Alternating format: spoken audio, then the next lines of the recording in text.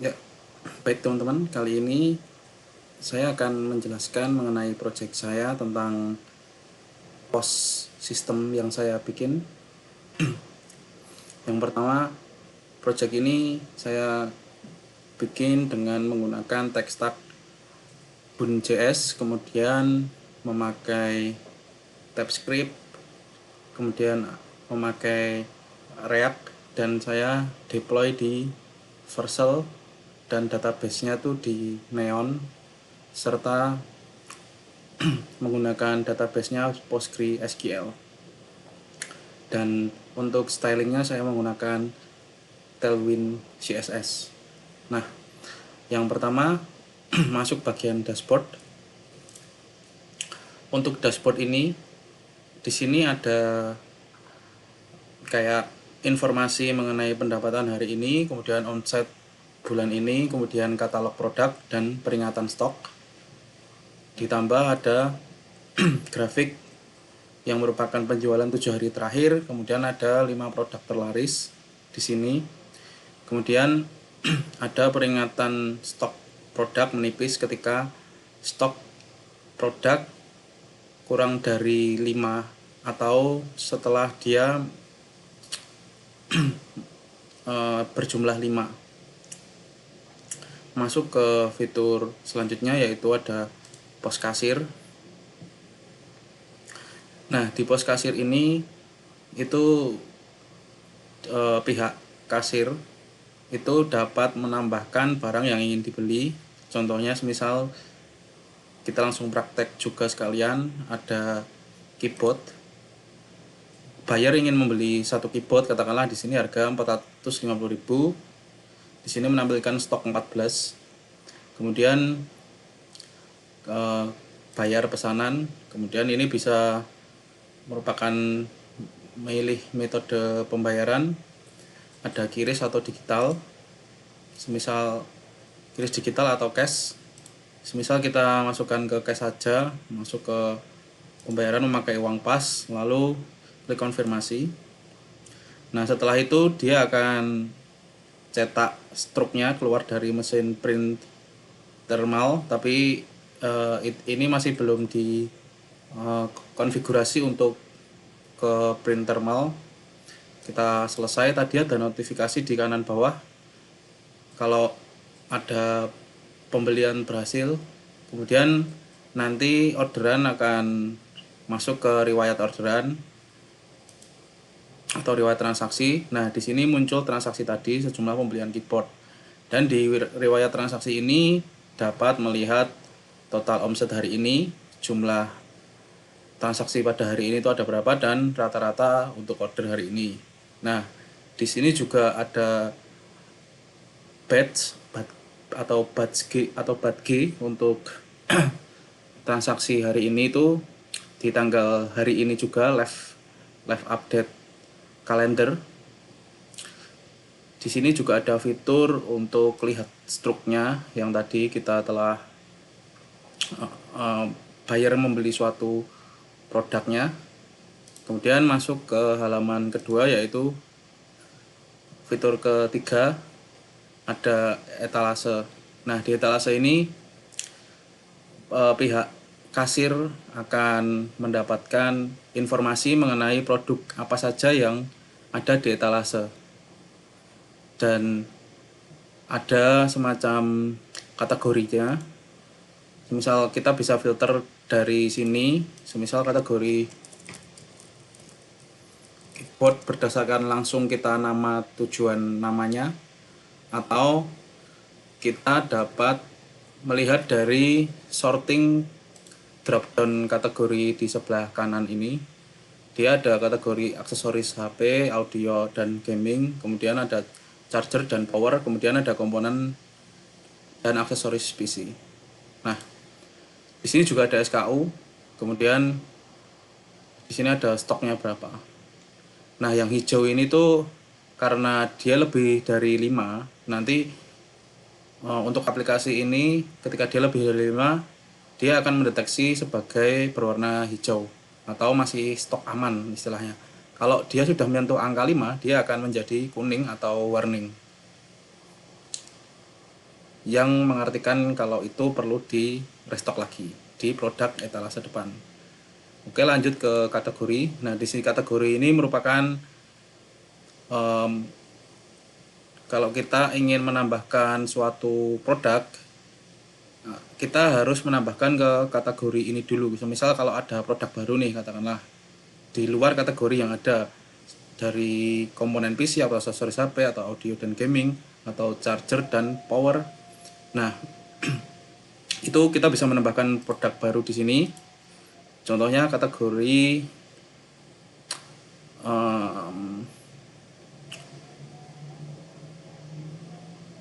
aksesoris HP sudah ada. Contohnya ya katakanlah apalah nanti kalau semisal kita tambahkan di sini. Lalu untuk halaman selanjutnya atau fitur selanjutnya itu ada stok gudang. Nah, di stok gudang ini tuh ada batch juga berupa stok etalase kasir, kemudian stok cadangan gudang. Nah, di sini ada peringatan juga kalau semisal etalase yang kurang dari 5 itu sudah mendapatkan warning untuk kita restock lagi. Kemudian ada total aset. Nah, di sini tuh ada berupa produk-produknya yang ada di stok gudang. Terus di sini juga ada buat G untuk filter semua atau perlu di restock berapa atau gudang yang kosong tuh ada berapa item. Nah, di sini ada filter untuk pencarian berdasarkan SKU atau nama. Nah, di sini keyboard, katakanlah kita masukkan keyboard. Nah, untuk filternya itu harus mengikuti kapital kapital huruf juga ya, teman-teman. Kalau kita mau search di aplikasi ini, kalau semisal kita masukannya nggak sesuai, nanti dia akan tidak muncul untuk pencarian yang lebih spesifik. Kapitalnya harus diikutin juga. Lanjut untuk di sini juga ada total aset dari toko plus gudang atau istilahnya tuh produk etalase di sini sama yang di gudang itu nanti dia akan mentotal semua asetnya berupa hasil yaitu nominal jumlah rupiah. Lanjut kalau semisal di sini nanti ada di stok gudang itu ada fitur apa aja, ada fiturnya tuh mengenai harga jual. Jadi di sini tuh bisa menambahkan, katakanlah kita ingin menambahkan suatu produk baru ya teman-teman. Nah, kita coba aja langsung.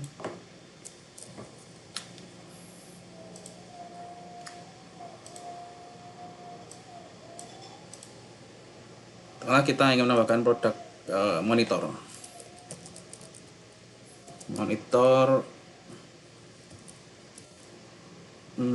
Lenovo.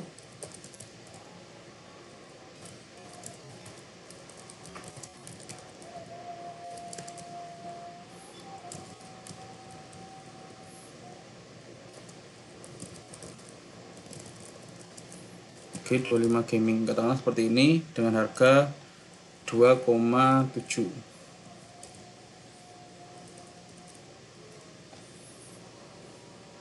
Nah, kalau kita ingin menambahkan produk dari sini, nanti kita akan dia akan langsung ke display ke paling depan, ke etalase juga. Jadi kita cukup tambahkan dari fitur gudang aja, nanti produk tersebut akan langsung nyampe ke kasir.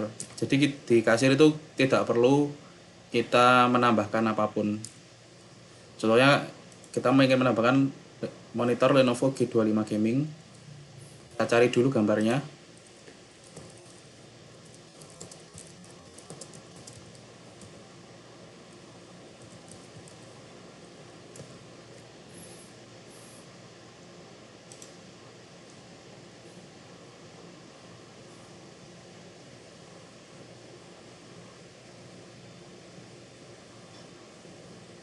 Nah, katakanlah kita ingin mendapatkan yang ini aja, gambar yang ini. Kita tinggal copy email address. Nah, ini. Kemudian kita tinggal URL-nya kita tinggal paste aja. Jadi kita nggak perlu save gambar kayak gitu, kita nggak perlu. Nah, untuk katakanlah di sini ada Berarti kurang lengkap ya deskripsinya. Cising.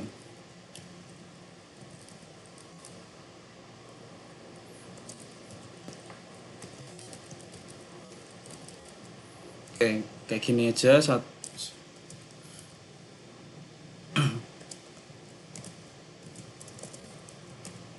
Oke, sekarang deskripsinya sudah kayak gini aja namanya. Harganya sekitar 2.700.000. Oke, stok gudangnya kita kasih 10 aja. Nah, di sini tuh nanti kita hanya pas tekan link tadi, terus kita akan tambah produk. Nah, produk sudah masuk atau sudah ditambahkan. Nah, di sini sudah ada gambarnya juga.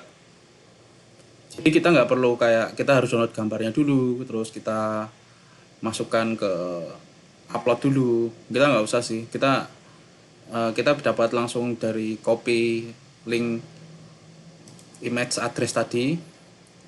Karena saya juga pas ngebuild tadi, aplikasi ini juga memakai WebP dan image kompresor yang ini. Image kompresor untuk kalau semisal mau upload lewat gambar ya sebenarnya juga bisa, cuman lebih enak lewat URL aja. Dan URL-nya image tadi itu sudah simpan ke database PostgreSQL yang sudah ikut terhosting juga di Neon. Oke, lanjut.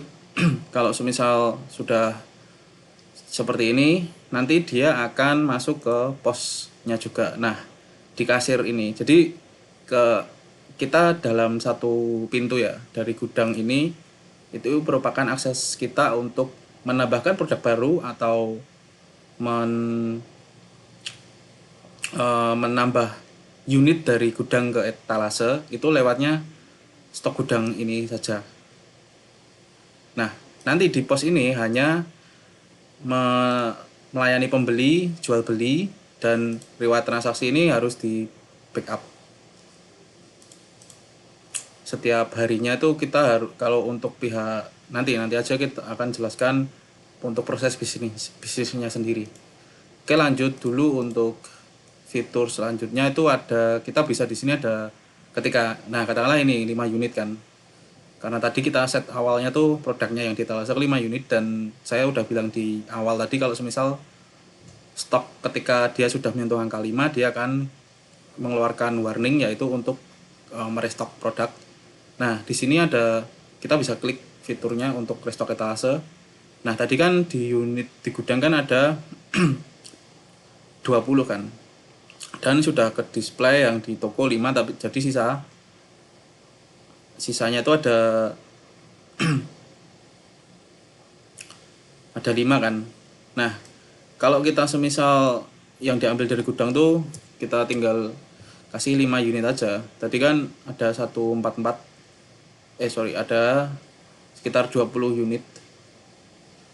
Stok sisa di gudang 10 unit dan di etalase kan 5, berarti sisa totalnya kan ada 15. Kalau semisal kita tambahkan ke unit ini 5, kita konfirmasi aja. Nah, jadi di sini ada 10 dan yang di sini tuh yang di gudang tuh sisa 5, dia akan berkurang.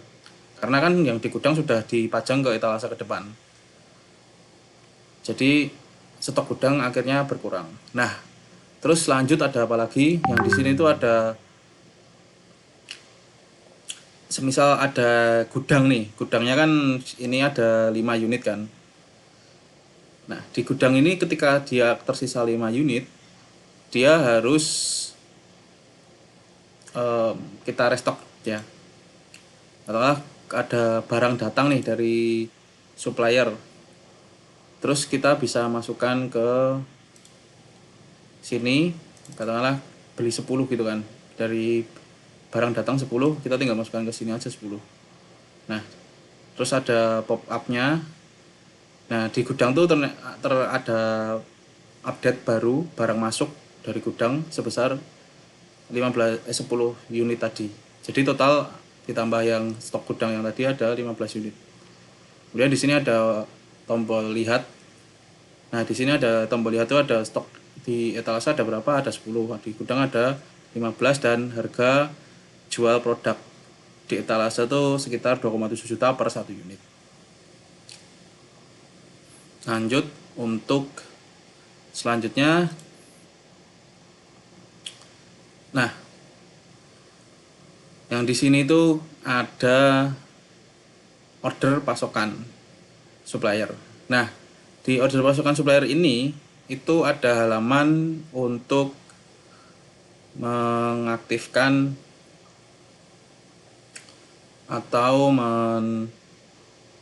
mengkontak, ada istilahnya apa ya, kontak suppliernya yang data-data supplier atau barang-barang ini tuh suppliernya dari mana sih gitu. Nah, di sini juga ada kontak supplier. Sebelumnya tuh saya jelaskan dulu, di sini ada kontak supplier juga. Di sini untuk mendata supplier, ketika ada supplier baru kita dapat mengisi. Kalau misal kita dapat supplier baru itu kita dapat menambahkan di sini. Dia merupakan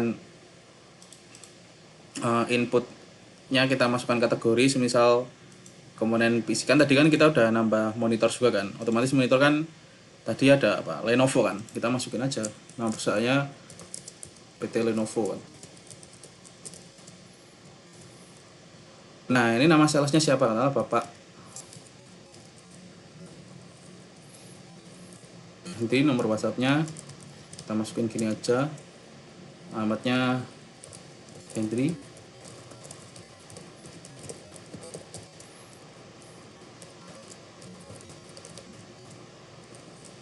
Kita masukkan catatan khususnya itu beli 10 diskon 10%, katakanlah kayak gitu. Nah, kita akan sudah mendapatkan supplier baru karena tadi kan kita masukin barang baru, dan barang barunya tadi itu kita berupa monitor dan dari brand Lenovo kan. Nah, kita di sini tuh masuk ke sini. Nah, tadi kan yang ini tuh kan tadi beda nih. Ya, kalau misal ini ya masuknya ke Fantech aja. Nah, untuk Lenovo, nah ini.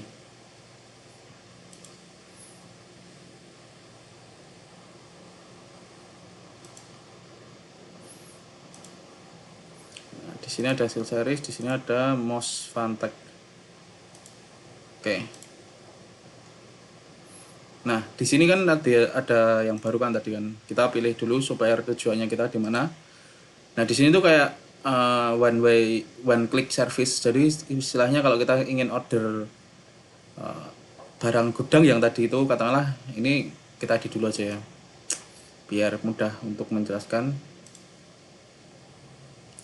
Malah stok gudangnya sisa 4 gitu aja. Nah, ini kan stok gudangnya udah 4 monitornya tadi. Nah, di sini kan muncul nih stok gudangnya jadi 4. Maka di halaman ini tuh fungsinya adalah ketika stoknya sisa 4 dan kita dapat langsung klik aksi ini untuk chat ke customer yang tadi kita telah masukkan. Kalau semisal Mas, aku butuh, Bapak Hendri, aku butuh restock monitor lagi nih, kayak gitu. Nanti tinggal chat aja, di sini udah ada keterangannya untuk jumlah pesanannya itu 10 unit dengan harga modalnya di sini juga ada. Nah, dan harga modal di sini itu kita bisa edit, teman-teman. Jadi harga jual di etalasenya tadi berapa, terus kita harga modalnya itu bisa edit sesuai keinginan kita di sini. Misal contohnya ya 2.100.000.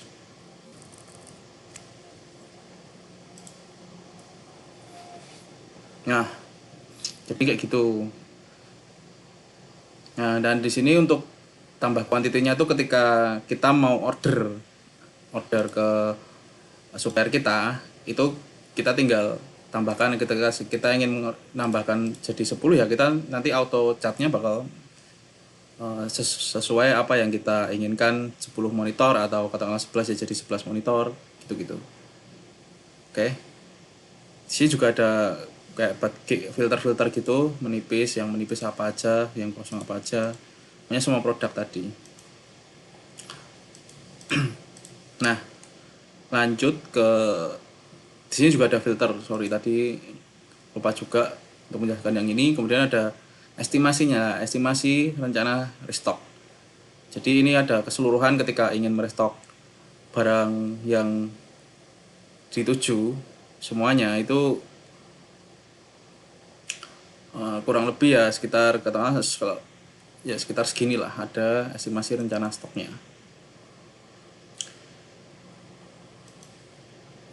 Nah di sini ada uh, untuk yang tadi kontak suppliernya kita sudah jelaskan juga, mengenai ini bisa disorting juga mengenai kategori mana yang ingin kita tuju. Kalau misal kita ingin mencari yang cepat, katakanlah kita butuh cari misal gini, ini nanti datanya udah banyak, jadi kalau datanya udah banyak kan kita repot ya, kita tinggal nyari aja yang aksesoris HP itu udah ada apa aja, terus yang audio gaming udah ada apa aja, suppliernya charger juga udah apa aja, komponen aksesoris PC juga udah apa aja.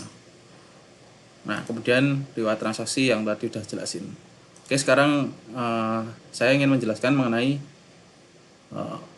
alur bisnisnya aplikasi ini dulu.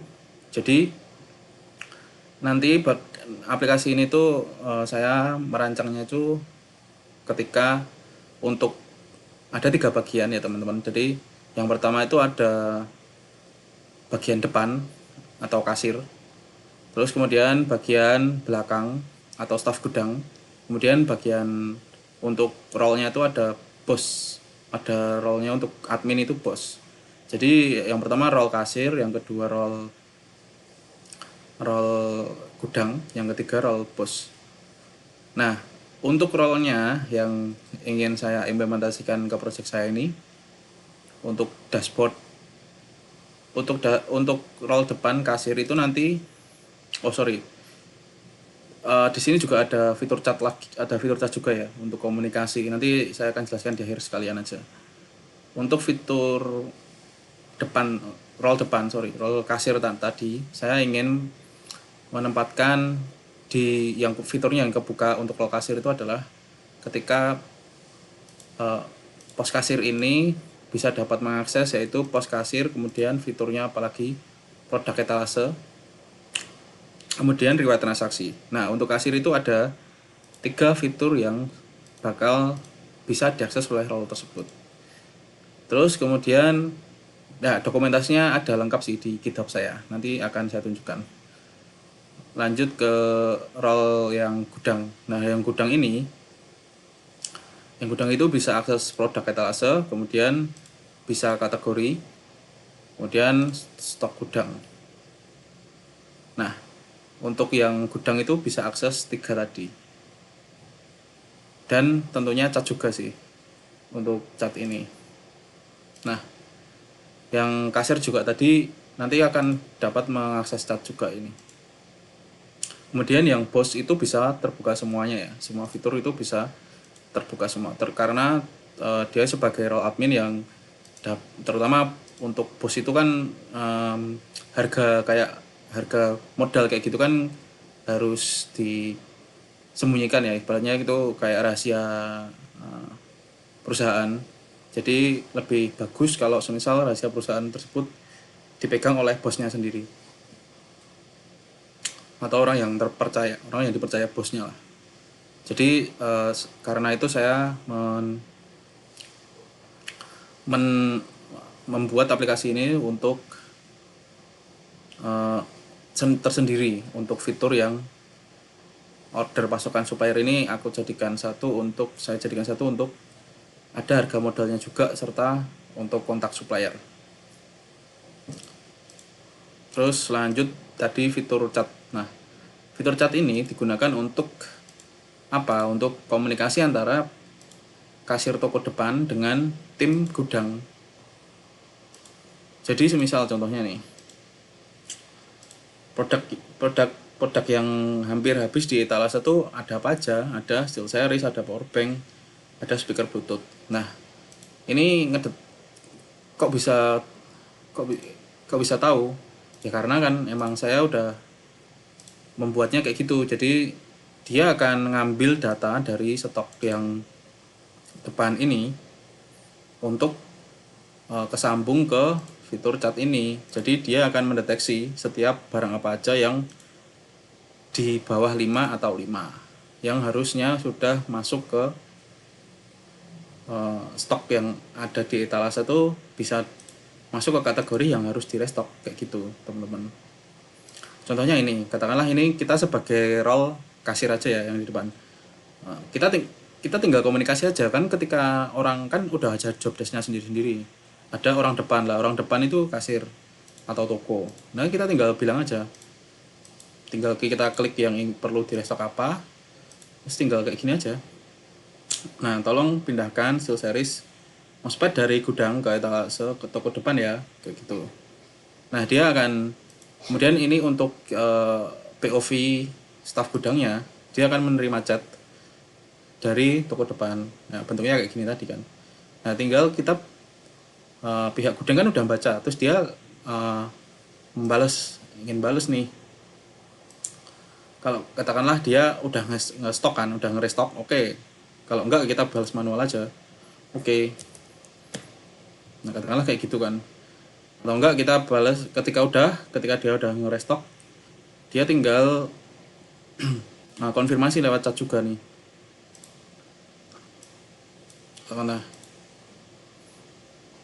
Nah, stok gudang udah terrestock ya, kayak gitu. Tapi sebelum nge-chat ini, dia masukin dulu nih ke, kan dia udah setelah nata mengantarkan barang ke depan, katakanlah tadi 10 pieces ya, katakanlah kita ingin tadi steel series GCK ini. Sebelum nganterin barang ke depan ya dia harus edit dulu nih yang steel series GCK ini, klik restock, kemudian masukkan dari gudang, ya udah tinggal masukin tambahin 10 aja ini, konfirmasi. Nah maka di dashboard, kalau kita cek dashboard atau cek ke produk etalase, dia akan mendeteksi kalau semisal dia sudah menjadi, tadi kan 2 unit jadi 12 unit totalnya, jadi udah nggak masuk ke warning lagi kan, nggak masuk ke sini lagi. Nah kalau sudah ya udah kita tinggal konfirmasi yang tadi kayak gitu. Terus lanjut ke, kalau katakanlah, nah ini katakanlah kalau semisal stok gudangnya yang menipis, gimana nih? Ada permasalahan kayak gitu. Untuk ketika stok gudangnya yang menipis itu kita bikin skemanya dulu ya katakanlah.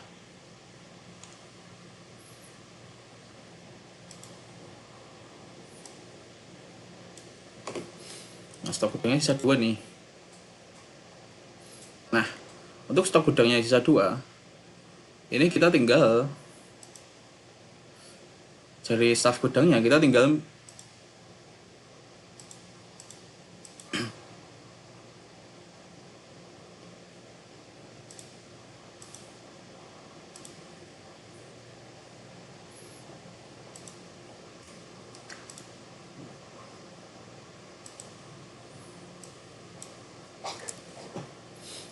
kita ubah dulu katakanlah kayak gini.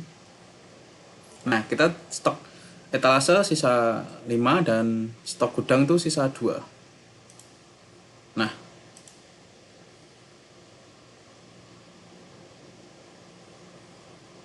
di sini kalau semisal kayak gini, ya kita tinggal, kan udah menipis nih stoknya menipis kayak gini, ya tinggal staff gudangnya tuh kita bisa ngomong ke ini aja pakai template. Kalau enggak ya kita tinggal cat aja admin, katakanlah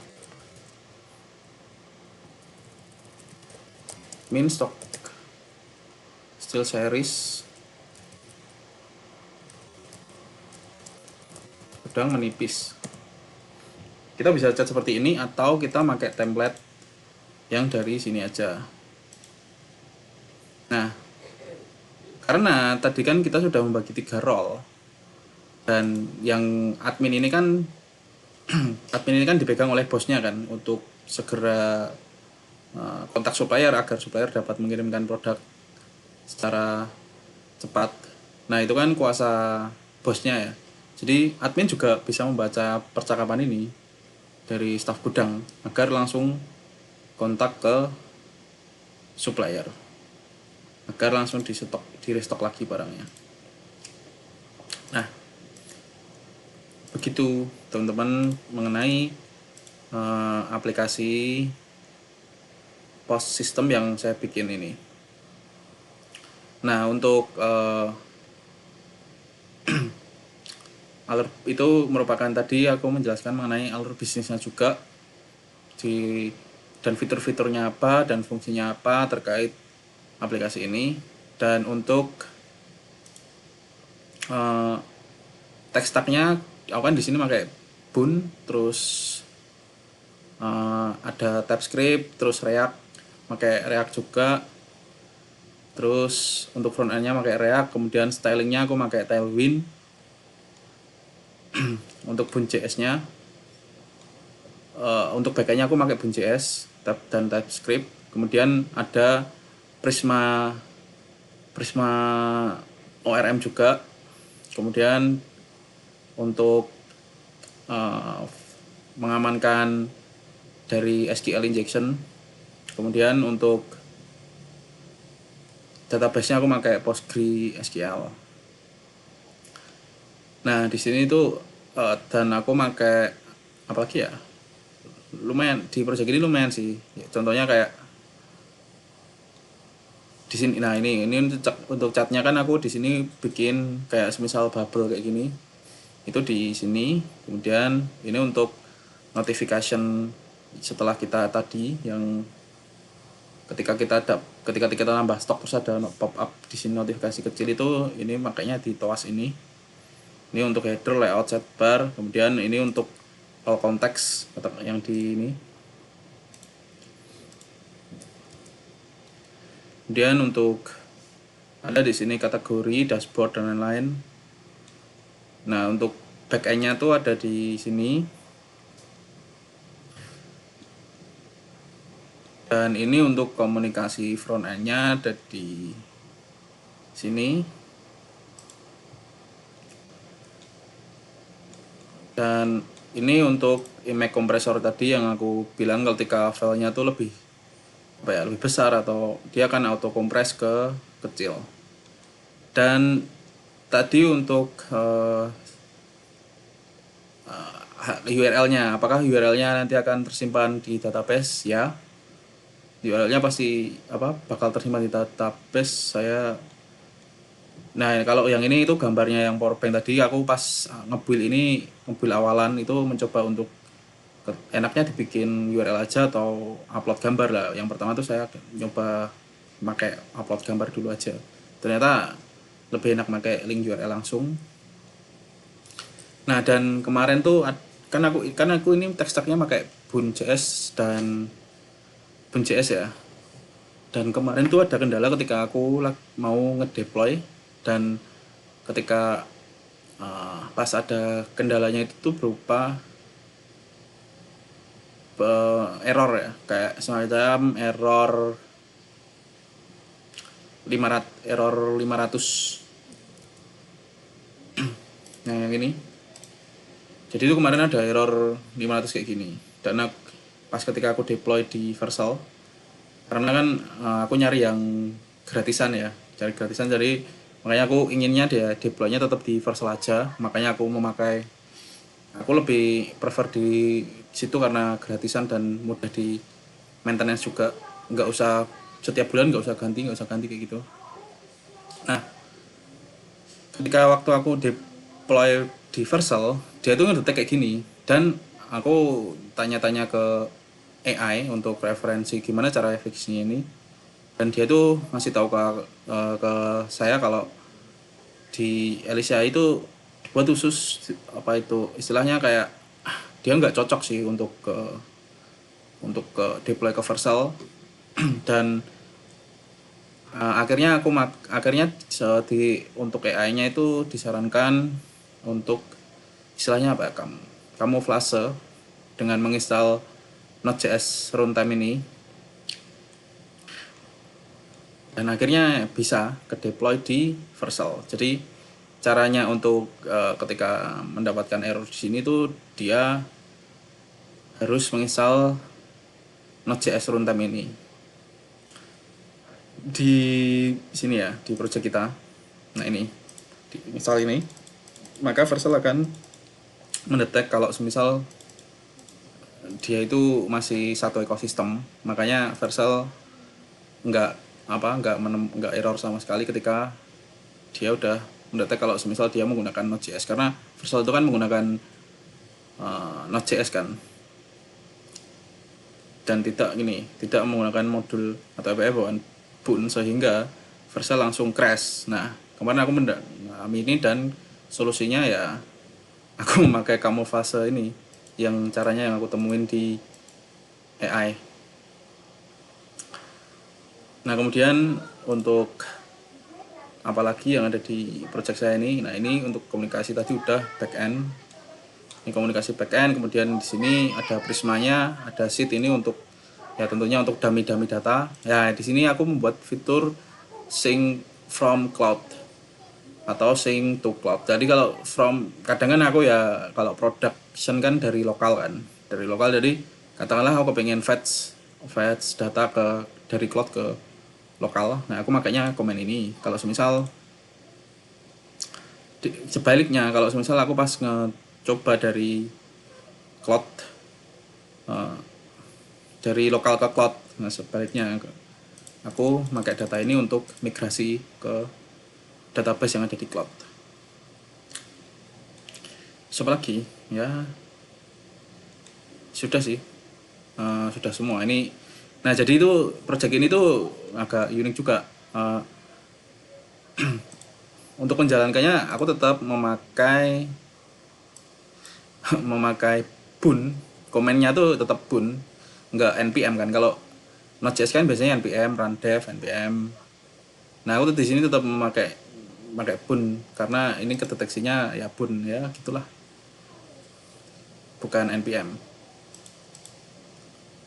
Oke, terima kasih video mengenai terima kasih untuk video hari ini mengenai penjelasan project saya. Cukup sekian.